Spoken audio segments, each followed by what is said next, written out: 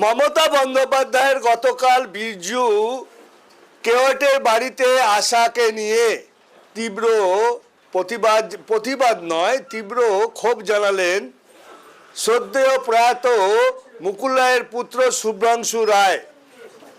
বাবা যখন মারা গেলেন সেদিন তার বাবার শবদাহ নিয়ে রাজনীতি হয়েছে। অভিষেক বন্দ্যোপাধ্যায় বাবার দেহ হাইজ্যাক করেছে। অভিষেক বন্দ্যোপাধ্যায় বাবার মৃত শবদেহ যাত্রায় কাউকে আসতে দেয়নি। বিস্ফোরক শ্রদ্ধেয় মুকুল পুত্র শুভ্রাংশু রায়। কেন দেখুন, ক্ষোভ কেন? ক্ষোভটা থাকা স্বাভাবিক নয় বলুন তো? যে লোকটা নিজের রক্তপাত করে নিজের জীবন যৌবন দিয়ে দলটাকে দাঁড় করিয়েছিল, তার পরবর্তীকালে মনোমালিন্য হওয়ার জন্যে সে অন্য দলে চলে যায়। সেই টাইমেও তাকে হ্যারাস করা হয়েছে, ফিজিক্যাল মেন্টাল দুটোই। তার উপরে ইট ছোড়া হয়, তাকে মারা হয়, তার হাত ভাঙা হাতে এমনভাবে মারা হয় যে রক্ত বেরিয়ে যায়। তারপর সে আবার পুনরায় ফিরে আসে চাপের কারণে। অনেকে ভাবে যে আমি তাকে ফিরিয়ে নিয়ে এসেছি, কিন্তু বাস্তব সত্যিটা হচ্ছে 2021-এ হেরে যাওয়ার পরেই আমার কিছু ব্যবসায়িক কেন্দ্রে চিঠি পাঠানো শুরু হয়। কে পাঠাচ্ছে? রাজ্য সরকার থেকে। কোন সরকার? তৃণমূল তৎকালীন সরকার। পাঠানোর পর তারা তাদের এনকোয়ারি করতে চায়। আমরা যথাসাধ্য তাদের সাথে সহযোগিতা করি। কিছু সময় আমার গাড়ির পেছনে অন্য গাড়ি দিয়ে ফলো করা হয়। তখন আমার মা গত হয়েছে, বাবা মেন্টালি আপসেট এবং বাবাও করোনা আক্রান্ত। এবং কোনোভাবে তার কানে এই কথাগুলো পৌঁছে দেওয়া হচ্ছে যে আপনি যদি জয়েন না করেন তাহলে আপনার ছেলেকে হ্যারাস করা হবে, মারা হবে, অথবা কেউ বা কারা সেটা আমি জানি না। কি করে জানতে পারেন? এটা ফোনে আসতো। কার ফোন? বাবার। এবং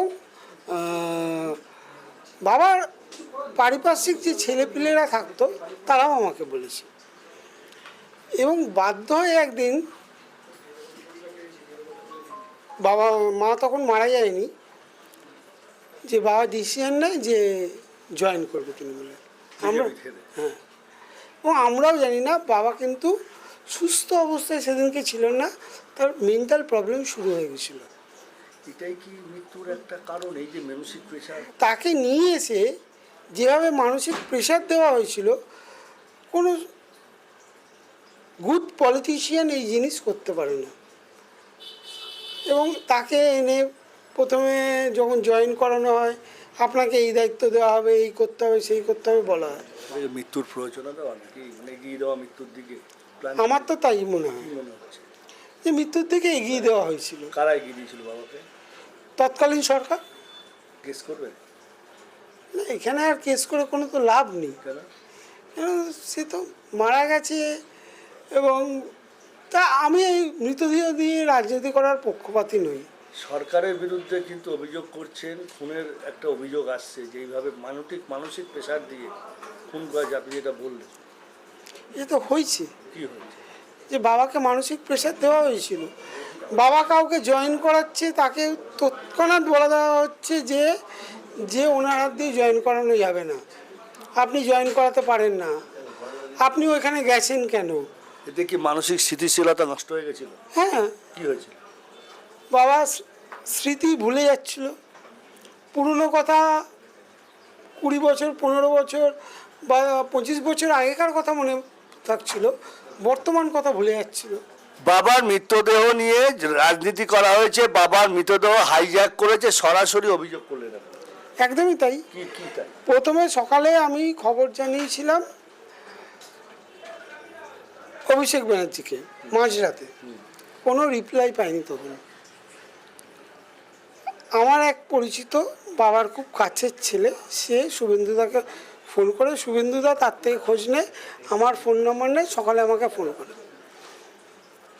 কিন্তু হঠাৎ দেখি 8টা সাড়ে 8টার পরে অভিষেক বাবুর অফিস থেকে একজন তার পিএ, সুমিত হ্যাঁ কে?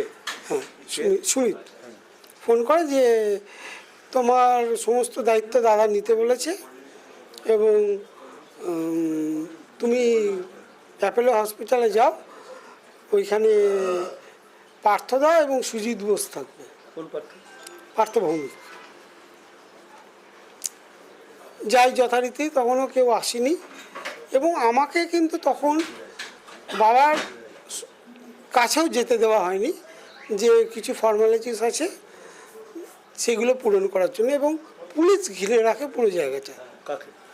পুরো জায়গাটা। বাবার সব বাবা তখন মর্গে রয়েছে, কেননা রাতে মারা গেছে। মর্গ বলবো না, একটা জায়গায় রাখা রয়েছে। তারা আসে 11টার পর, আসার পরে তারা বলে বিধানসভায় নিয়ে যাব। কারা? পার্থভৌমিক এবং পার্থভৌমিক আসেনি, সুজিত বোস এসেছিল এবং সুজিত বোস বলে আমিও এখানে পার্থকে হ্যান্ড ওভার করবো, পার্থ তোমার সাথে যাবে। গিয়ে দেখি ওখানে অভিষেক আছে। অভিষেক আসার পরেই তার সাথে ফোনে কার কথা হয় জানি না, সে বলে আমিও যাবো আসে পরে। এবার তখন আমাকে অনেকে ফোন করছে যে আসবে। কে ফোন করেছিল? অর্জুনদা করেছিল, রাজ্যপাল করেছিল, সৌমিত্র খা করেছিল,